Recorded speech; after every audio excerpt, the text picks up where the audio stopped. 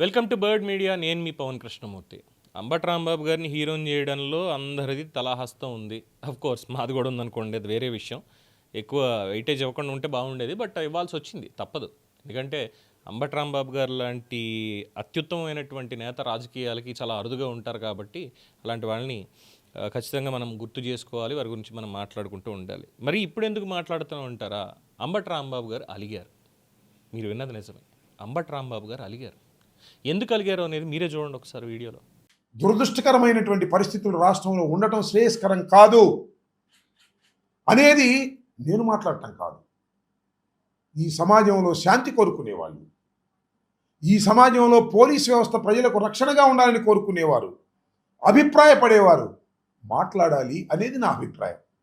కొంతమంది మాట్లాడారు పాపం, ఈ మాట కా మాట. బీజేపీలో ఉన్నటువంటి విష్ణుకుమార్ రాజు దీన్ని ఖండించాడు. సిపిఐ నాయకులు నారాయణ గారు ఖండించారు. ఇంకా చాలామంది జనసేనలో ఉన్న వాళ్ళు కూడా ఖండించారు. అధినాయకుడు ఖండించలేదు, కానీ బహిరంగంగా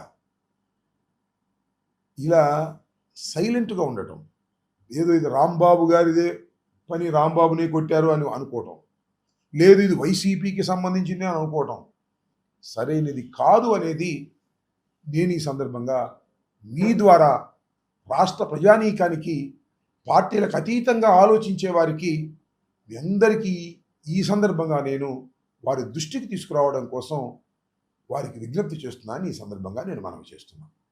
చూసారుగా, అంబటి రాంబాబు గారింటి మీద దాడి జరిగినప్పుడు,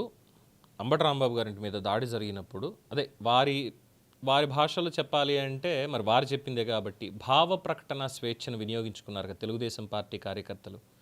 నిరసన వ్యక్తం చేశారు కదా రాజ్యాంగం ఇచ్చినటువంటి హక్కు ప్రకారం. సో అలా చేసినప్పుడు సిపిఐ వారు కానీ, బీజేపీ కానీ, జనసేన నేతలు వేరే వాళ్ళు, అందులోనూ ఎలాంటి వాళ్ళుట, ధర్మంగా ఉండేటువంటి వాళ్ళు వాళ్ళందరూ కూడా స్పందించి అంబటి రాంబాబు గారి ఇంటి మీద అలా జరగడం అనేది తప్పు. ఎస్, మనం కూడా చాలా ధర్మంగా ఉన్నాం, మనం కూడా స్పందించాం. అంబటి రాంబాబు గారి ఇంటి మీద అలా దాడి చేయడం అనేది ప్రజాస్వామ్యం కాదు. వారికి మీకు తేడా ఏముందని కూటమి వాళ్ళని నిలబెట్టి మరి మనం ప్రశ్నించాం. ఎస్, సో మనం ధర్మంగా ఉన్నాం. అయితే ఇక్కడ పవన్ కళ్యాణ్ గారు స్పందించలేదుట, ఆయన అలిగారు. ఇప్పుడు జనసేన అధినేత డిప్యూటీ సీఎం పవన్ కళ్యాణ్ గారు ఈ విషయం మీద స్పందించలేదు.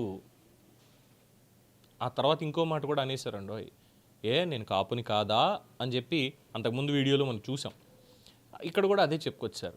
పవన్ కళ్యాణ్ ఎందుకు స్పందించాడు అంటే ప్రోత్సహిస్తున్నాడా ఇది అని చెప్పని. ఆ మాట అంటే పవన్ కళ్యాణ్ గారు అంటే ఊరుకున్నారు.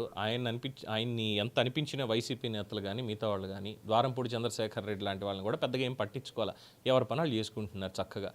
అలా ఉండకుండా మేము నోరేసుకుని మేము పడిపోతాం, మేము కెలుకుతాం, ఇలాంటి మాటలు మాట్లాడతాం. పైగా దానికి ఒక ఈక్వేషన్ ఏంటి, స్పర్ ఆఫ్ ద మూమెంట్లో ఆ మాట అనేసాను నేను, అంతే. అంటే స్పర్ ఆఫ్ ద మూమెంట్ వస్తే ఎంత మాట అంటే అంత మాట అనేస్తారా? అలాంటి మాట అన్న తర్వాత ఇప్పుడు పవన్ కళ్యాణ్ గారు స్పందించాలా దాని మీద, నా ఇంటి మీద దాడి జరిగిందని. మరి అంత స్పర్ ఆఫ్ ద మూమెంట్లో మీరు అంత మాట అన్నప్పుడు వాళ్ళకి అంత కోపం వచ్చి వచ్చారు, దానికి పవన్ కళ్యాణ్ ఎందుకు స్పందించాలి? ఆయనకి ఇంకేం పని పాట లేదా? సో దీనికి ఇప్పుడు అంబటి రాంబాబు గారు అలిగారు.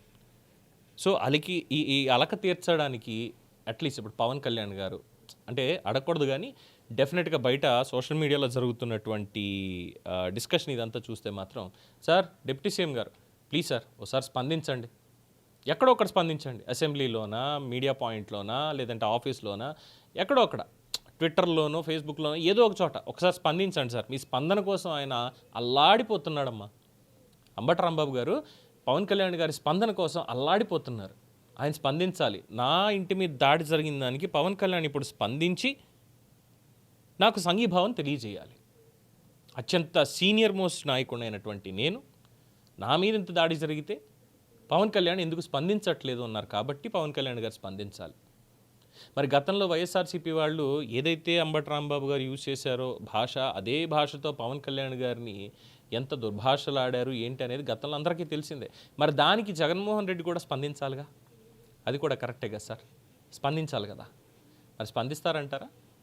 ఏమంటారు? దీని మీద మీ అభిప్రాయం తెలియచేయండి. చూస్తూనే ఉండండి ది బర్డ్ మీడియా.